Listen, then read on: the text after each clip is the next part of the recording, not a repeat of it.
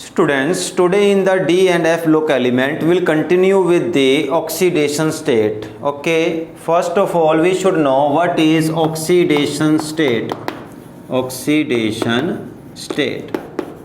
Now देखो वैसे तो आपके पास ये टॉपिक +2 में +1 का टॉपिक है, बट फिर भी थोड़ा सा पता होना चाहिए कि व्हाट इज़ ऑक्सीडेशन स्टेट।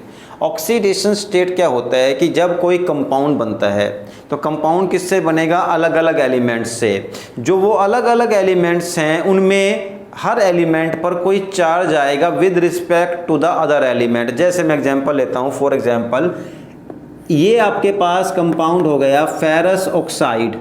अब यहाँ ऑक्सीजन 2 इलेक्ट्रॉन्स लेगा तो 2 इलेक्ट्रॉन कौन देगा? यहाँ पर वो आयरन।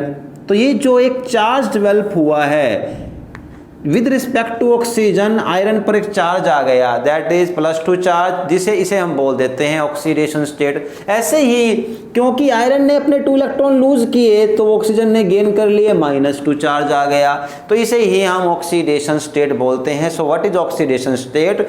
कि किसी एक कंपाउंड में, कंपाउंड जो बना हुआ है अलग अलग एलिमेंट से, तो हर एलिमेंट के ऊपर कोई ना कोई एक चार्ज आएगा with respect to the other element, कि अदर एलिमेंट पे क्या चार्ज आया है उसके accordingly, that is known as oxidation state. And in this video we'll discuss about the trends, changes and other things regarding the oxidation state in the transition elements।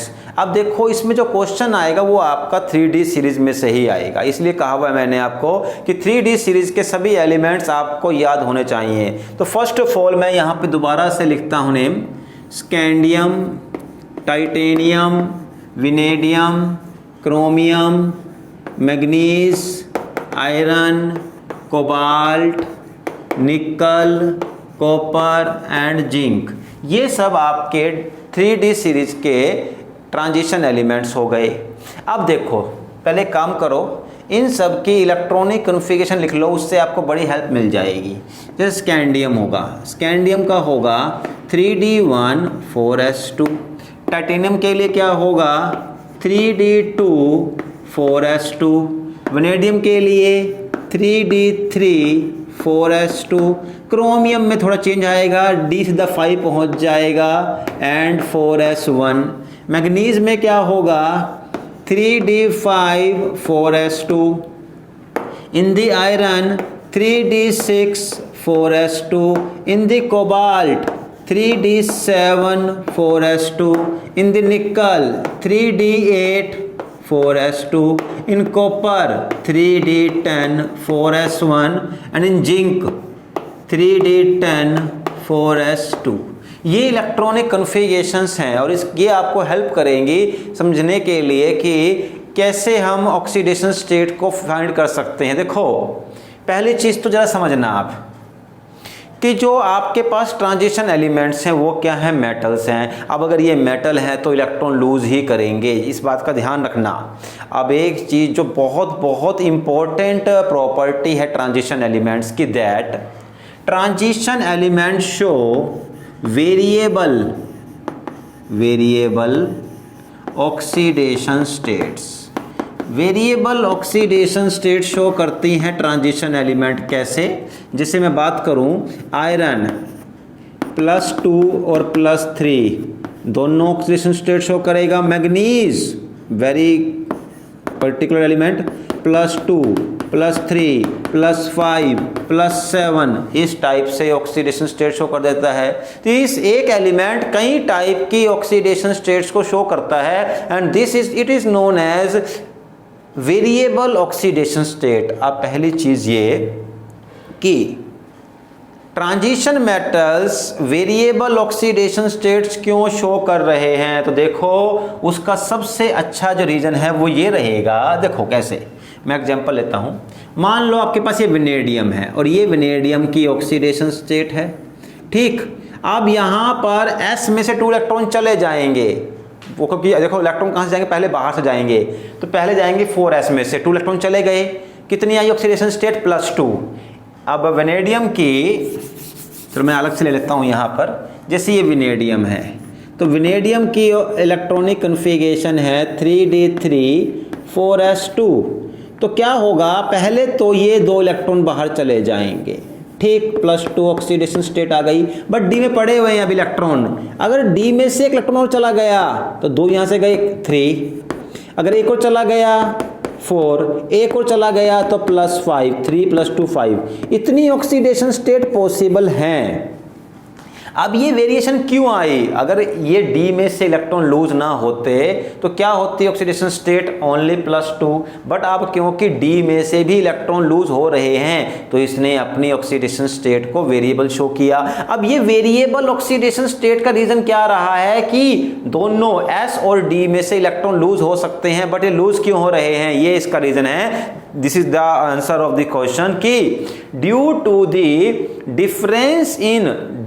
The very less difference in energy of D and S orbital, D और S orbital की energy में gap बहुत कम है। जितनी energy में ये S के इलेक्ट्रॉन रिमूव होंगे उतनी ही एनर्जी में डी के इलेक्ट्रॉन भी रिमूव हो जाएंगे।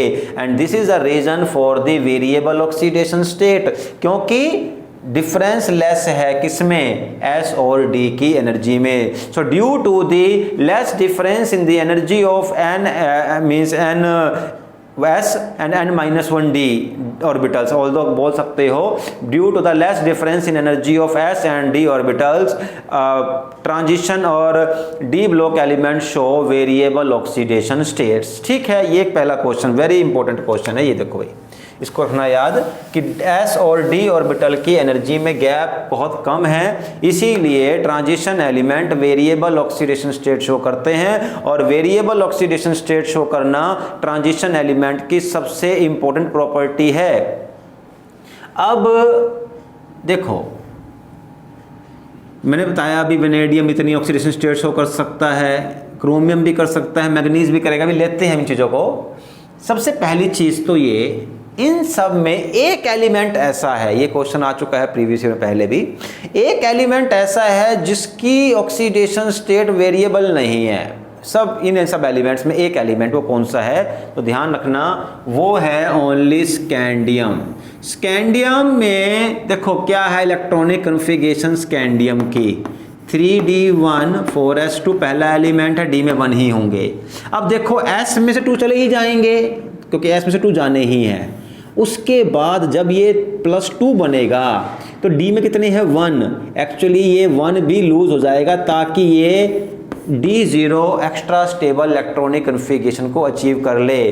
तो स्कैंडियम जो है वो +2 नहीं बल्कि +3 ऑक्सीडेशन स्टेट ही शो करता है। +2 शो ही नहीं करेगा क्योंकि जैसे ही ये +2 शो करेगा उसके बाद ये थर्ड इलेक्ट्रॉन को भी लूज कर देगा। तो स्कैंडियम की केवल एक ही ऑक्सीडेशन स्टेट पॉसिबल है, that is +3, because after losing the third electron from the d orbital scandium will achieve extra stable D0 electronic configuration. ठीक है, तो यहां पर इसका आंसर ये एक तो ये हुआ। अब अगर बात करें हम कि ये ऑक्सीडेशन स्टेट्स जो है, देखो ये मिडल तक up to the manganese increase होती रहती हैं और सबसे हाई ऑक्सीडेशन स्टेट किसकी है? मैग्नीज की। कितनी? S में से 2 इलेक्ट्रॉन जाएंगे, D में से 5 जाएंगे, +7। Very important, the 3d element which shows the highest oxidation state that is manganese and इसकी oxidation state +7 होगी। 2 जाएंगे S में से, 1 जाएगा 5 जाएंगे D में से, +7 ऑक्सीडेशन स्टेट। क्रोमियम की कितनी हो सकती है? क्रोमियम की इलेक्ट्रॉनिक कन्फिगरेशन है 3d5 4s1 1 and 5 6, तो क्रोमियम की मैक्सिमम 6 पॉसिबल है। वेनेडियम की 2 गए S में से, 3 गए D में से, +5 पॉसिबल है। टाइटेनियम की 2 and 2 +4 पॉसिबल है। स्कैंडियम तो केवल +3 है ही है, तो इनकी +2 भी पॉसिबल है, +3 +4। इसकी वेनेडियम की +2 +3 +4 +5 और क्रोमियम की +2 से लेके +6 तक और मैग्नीज की भी +2 से लेके +7 तक। बट हाईएस्ट कितनी है? 7। ये सब इनकी हाईएस्ट ऑक्सीडेशन स्टेट्स हैं। अब जरा ध्यान दो, लगातार यहाँ तक गई बट इसके बाद ऑक्सीडेशन स्टेट्स दोबारा से डिक्रीज होना स्टार्ट हो जाएंगी। तो उसका रीज़न क्या है? देखो बताता हूँ मैं आपको। जैसे हम यहाँ ले लेते हैं 1 2 3 4 5 और ये S हो गया। अब S में 2 इलेक्ट्रॉन हैं, ठीक। अगर देखो ये तो रिमूव होने ही होने हैं, ये रिमूव हो गए, +2 ऑक्सीडेशन स्टेट आ गई। अगर स्कैंडियम में 1 आया, ये भी निकल गया, तो केवल +3 आ गई। ठीक, अब एक और आ गया किसमें, टाइटेनियम में, 2 निकले 4 हो गई, 2 and 2 4। ये कौन सा है आपके पास यहाँ पर, वेनेडियम, 1 2 3, ये निकल गए +5। अब क्रोमियम में इतने हो गए, बट एस में 1 है, 6 निकल गए। एंड मैग्नीज में 7, यहाँ तक तो पूरा हो गया।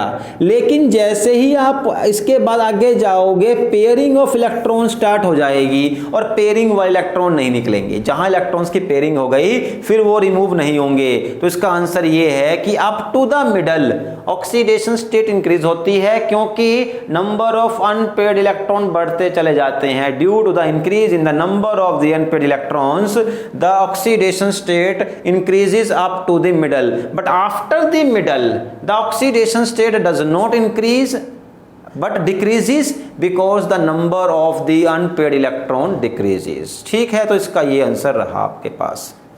अब इस चीज को हम आगे और लेते हैं।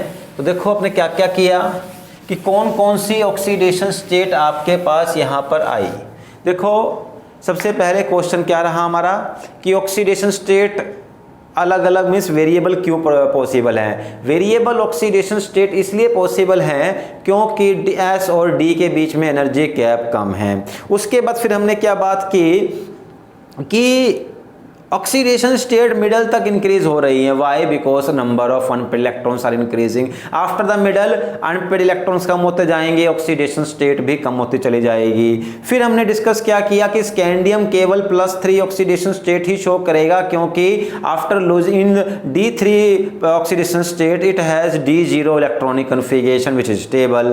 देन हमने क्या डिस्कस किया कि आपके पास जो ऑक्सीडेशन स्टेट है वो किस चीज पे डिपेंड कर रही है, कितने इलेक्ट्रॉन डी में और एस में हैं, और भी अनपेयर्ड वाले। ठीक, अब इसके बाद देखो एक बड़ा ही अच्छा क्वेश्चन है, कॉपर की बात करें। देखो कॉपर की सबसे स्टेबल ऑक्सीडेशन स्टेट कौन सी है, +2। And what is the electronic configuration of copper, 3d10 4s1। तो इसकी एक्स्ट्रा स्टेबल होनी चाहिए +1 कि s में से एक इलेक्ट्रॉन चला गया तो कितनी बन गई, और यहाँ इसमें कितना होगा, d में 10, यहाँ d में कितने होंगे 9। बट फिर भी हमारे पास जो कॉपर के कंपाउंड है वो +2 ऑक्सीडेशन स्टेट में होते हैं, जबकि होने चाहिए थे +1 वाले। देन वाई, देखो यहाँ थोड़ा सा इसका आंसर अलग जाएगा। जो कॉपर 2 पॉजिटिव है ना, इसकी जो हाइड्रेशन एनर्जी है ये बहुत हाई है। The hydration energy of copper 2 positive is very high. इस हाई हाइड्रेशन एनर्जी की वजह से जो ये कॉपर 2 पॉजिटिव है इसके कंपाउंड हाई अमाउंट में बनते हैं, इसीलिए copper 2 positive oxidation state stable होती है। So the answer is because of the high hydration energy of +2 oxidation state it is more stable. +1 की हाइड्रेशन एनर्जी कम है, इसीलिए वो कम स्टेबल होते हैं। ठीक, तो यहां पर ये क्वेश्चंस हो गए। अब इसके बाद आप जरा ध्यान देना कि ऑक्सीडेशन स्टेट्स अगर हम बात करें कि किन एलिमेंट के साथ में सबसे हाईएस्ट शो होती है, तो देखो जो आपके ट्रांजिशन एलिमेंट्स हैं, मैं इसके लिए यहां पर एक सिंबल M ले लेता हूं। M का मतलब मेटल, ट्रांजिशन कोई भी मेटल। तो सबसे ज्यादा ऑक्सीडेशन स्टेट 2 ही एलिमेंट के साथ पॉसिबल है, या तो फ्लोरीन के साथ या ऑक्सीजन के साथ। देख लेना, जैसे मान लो MnO2 MnO4 नेगेटिव, आप देखना मैक्सिमम Fe2O3 मैक्सिमम बने हुए हैं विद द ऑक्सीजन, या फिर फ्लोरीन जैसे कि MnF4। ठीक, तो क्वेश्चन ये है कि वाई दी maximum oxidation states या highest oxidation states are shown by the fluorides or oxide, और विद फ्लोरीन और ऑक्सीजन। तो उसका रीजन है, देखो क्यों, क्योंकि ऑक्सीजन और fluorine they have highest electronegativity because they are highly electronegative. अब ये इलेक्ट्रोनेगेटिव है तो क्या करेंगे, इलेक्ट्रॉन्स को अपनी तरफ खींच लेंगे। इनके लिए मेटल में से इलेक्ट्रॉन को खींचना आसान होगा because of their highest electronegativity. तो इसका आंसर होगा दैट ऑक्साइड्स और fluorides show highest oxidation state because of the highest electronegativity of the fluorine and oxygen। But फिर यहाँ एक क्वेश्चन और बन गया। जैसे मैं अगर एग्जाम्पल लूँ तो MnO4 का लेता हूँ तो ये रहेगा MnO4 नेगेटिव, और F का लूँगा तो MnF4। यहाँ ऑक्सीडेशन स्टेट +4 है, यहाँ ऑक्सीडेशन स्टेट +7 है। अब इलेक्ट्रोनेगेटिविटी तो हाई फ्लोरीन की है but oxidation state more show कर रहा है ऑक्सीजन, वाई। तो उसका रीजन क्या होता है, देखो उसका रीजन ये है कि ऑक्सीजन की टेंडेंसी होती है मल्टीपल बॉन्ड बनाने की। देखो ये मल्टीपल बॉन्ड बनाएगा इस तरीके से। तो अब दो ऑक्सीडेशन स्टेट को सेटिस्फाई किया।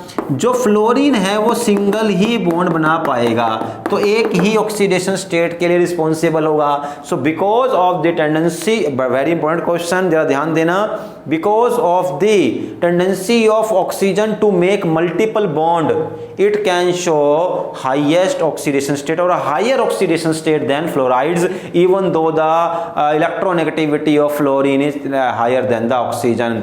कि फ्लोरीन की इलेक्ट्रोनेगेटिविटी ऑक्सीजन से भी हाई है बट फिर भी जो कंपाउंड बनते हैं हायर ऑक्सीडेशन स्टेट में वो बनते हैं ऑक्साइड के, क्योंकि ऑक्सीजन जो है वो मल्टीपल बॉन्ड बना सकता है। ठीक, तो चलो ये जो हमारा एक टॉपिक था ऑक्सीडेशन स्टेट्स वाला, ये यहाँ पर कंप्लीट हो गया है। इसके बाद हमें आज दूसरा टॉपिक जो लेना है दैट इज रिडक्शन और इलेक्ट्रोड पोटेंशियल। ठीक है, ये हम वैसे कर चुके हैं आपका इलेक्ट्रोकेमिस्ट्री में भी, थोड़ा टॉपिक वहीं से लेंगे और उसके बाद एक दो क्वेश्चन ही हैं जो आ सकते हैं, फिर उन्हें डिस्कस करेंगे। तो सबसे पहले व्हाट इज इलेक्ट्रोड पोटेंशियल, कि इलेक्ट्रोड पोटेंशियल होता क्या है। देखो किसी भी मेटल के इलेक्ट्रॉन को लूज या गेन करने की टेंडेंसी को हम बोलते हैं इलेक्ट्रोड पोटेंशियल, कि इलेक्ट्रॉन को लूज करना है या गेन करना है, that is known as electrode potential. अब जरा ध्यान देना, अगर लूज कर रहा है तो क्या होगा, ऑक्सीडेशन पोटेंशियल, गेन कर रहा है तो क्या होगा, रिडक्शन पोटेंशियल। बट जो बात मैंने बताई थी इलेक्ट्रोकेमिस्ट्री में सेम रिपीट करूंगा कि हम इलेक्ट्रोड पोटेंशियल को अलग से नहीं लिखते कि ऑक्सीडेशन पोटेंशियल अलग लिखो और रिडक्शन अलग लिखो, एक ही टर्म लेते हैं that is standard reduction potential. Standard reduction potential means E not, इसे बोलते क्या है, ई नॉट। अब अगर ई नॉट पॉजिटिव है तो इसका मतलब क्या हो रही है, देखो स्टैंडर्ड रिडक्शन पोटेंशियल, रिडक्शन ही हो रही है। ई नॉट पॉजिटिव है तो क्या होएगी, ओनली रिडक्शन। बट अगर ई नॉट की वैल्यू नेगेटिव आ रही है तो रिडक्शन नेगेटिव है। अगर रिडक्शन नेगेटिव है तो मतलब क्या है, वहां क्या हो रही है, ऑक्सीडेशन। जितना ज्यादा ये पॉजिटिव होगा उतनी ज्यादा आपकी क्या हो रही है, रिडक्शन। जितना ये लेस नेगेटिव, मोर नेगेटिव है, उतनी ज्यादा ऑक्सीडेशन हो रही है। ठीक है, तो ये चीज समझने वाली है। अब इसको हम क्वेश्चन की फॉर्म में लेंगे। देखो क्वेश्चन की फॉर्म में कैसे लेंगे, जैसे आपके पास ये है दिया हुआ Mn3 पॉजिटिव 2 Mn2 पॉजिटिव, और एक दिया हुआ है यहाँ पर क्रोमियम 3 पॉजिटिव 2 क्रोमियम 2 पॉजिटिव। जरा ध्यान देना, अब फिर बताएगा वो out of these A and B which has high value for the E naught, कि ई नोट की वैल्यू किसके लिए हाई है। अब बाकी सब चीजें आपको खुद ही समझनी पड़ेंगी। देखो हो क्या रहा है, +3 से +2 गए, हमने पढ़ा हुआ है +1 में, ऑक्सीडेशन स्टेट क्या हो रही है, डिक्रीज हो रही है। डिक्रीज का मतलब क्या होता है, रिडक्शन हो रही है। तो इसका ई नोट क्या होगा, रिडक्शन पोटेंशियल। यहां पर भी +3 से +2 आए, क्या हो रहा है, रिडक्शन। इसका ई नोट भी क्या है, रिडक्शन पोटेंशियल। दोनों का ही जो ई नोट क्या है, रिडक्शन पोटेंशियल। अब इसने कहा कि किसकी वैल्यू हाई है, इसका मतलब किसकी इलेक्ट्रॉन को गेन करने की टेंडेंसी हाई है, ये पता लगाना है आपने। रिडक्शन पोटेंशियल ही होगा। अगर नहीं भी आपको नहीं भी याद है, मान के चलना कि ई नोट का मतलब क्या है, इलेक्ट्रॉन को गेन करने की टेंडेंसी, रिडक्शन पोटेंशियल। ई नोट का मतलब क्या है, रिडक्शन पोटेंशियल मीन्स इलेक्ट्रॉन को गेन करने की टेंडेंसी। अब देखो बड़ा आसान सा है यहाँ, अब आपको ना वो आ चुके हैं ऑक्सीडेशन स्टेट, तो ये समझ आ जाएगा। पहले मैं लेता हूँ Mn को। देखो Mn का मतलब, Mn की जो इलेक्ट्रॉनिक कन्फिगरेशन है वो क्या होती है, 3d5 4s2। अगर आप इसको बनाते हो Mn3 पॉजिटिव तो क्या होगा, 3 इलेक्ट्रॉन जाएंगे 2s में से 1d में से, 3d4। और अगर इसको Mn2 पॉजिटिव बना दो तो क्या होगा, 3d5। कौन स्टेबल ज़्यादा है, Mn2 पॉजिटिव। यानी कि Mn3 से Mn2 पॉजिटिव बनने की टेंडेंसी हाई है। टेंडेंसी हाई का मतलब क्या हुआ कि एक इलेक्ट्रॉन और गेन कर लिया। देखो इसने इलेक्ट्रॉन गेन किया, +3 से +2 बना है, मतलब पॉजिटिव चार्ज कम कब होगा, जब इलेक्ट्रॉन गेन होगा। तो Mn3 positive will easily change into Mn2 positive bye gaining electron, that's why it's reduction potential is high. इसका रिडक्शन पोटेंशियल हाई होगा। अगर मैं अब क्रोमियम को ले लेता हूं, what is the electronic configuration of simple chromium, 3d5 4s1। और यहां पर क्या दिया है, एक तो Cr2 पॉजिटिव दिया है, Cr2 पॉजिटिव मीन्स 2 इलेक्ट्रॉन गए 3d4, और एक 3 पॉजिटिव, तो क्या बन गया 3d3। अब जरा ध्यान देना, देखो थोड़ा समझना। एक्चुअली इस चीज़ को मैं नेक्स्ट चैप्टर में ही डिटेल में स्टडी करूंगा, बट अभी इतना रखना याद आप कि क्रोमियम की D3 इलेक्ट्रॉनिक कन्फिगरेशन ज़्यादा स्टेबल होती है। मोस्ट स्टेबल कौन सी है, D3, विच D3। अब देखो यहाँ क्रोमियम 3 पॉजिटिव में क्या है, D3। क्रोमियम 2 पॉजिटिव में क्या है, D4 तो वैसे भी स्टेबल नहीं है, तो होगा क्या कि क्रोमियम मोर स्टेबल है। जब ये D3 में स्टेबल है तो क्या D4 बनेगा, नहीं बनेगा। इसका मतलब क्रोमियम 3 पॉजिटिव इलेक्ट्रॉन गेन नहीं करेगा, क्योंकि अगर इलेक्ट्रॉन गेन किया तो ये 2 बन जाएगा, 3 से 2 नेगेटिव गेन करके पॉजिटिव कम हो जाएगा, तो इसका रिडक्शन पोटेंशियल लेस होगा, क्योंकि ये इलेक्ट्रॉन गेन नहीं करेगा। ठीक हो गई बात यहाँ पर। और एक जरा ध्यान रखना, क्रोमियम की 3+ ऑक्सीडेशन स्टेट सबसे स्टेबल होती है। Chromium 3 positive is maximum stable state. ठीक, चलो एक क्वेश्चन तो ये हुआ। अब इसके बाद हम बात लें, अगर जैसे कॉपर की बात लेते हैं हम। अब कॉपर की वही बात जो पहले हमने ली थी कि कॉपर की जो रिडक्शन पोटेंशियल है ना, वो बहुत हाई पॉजिटिव है।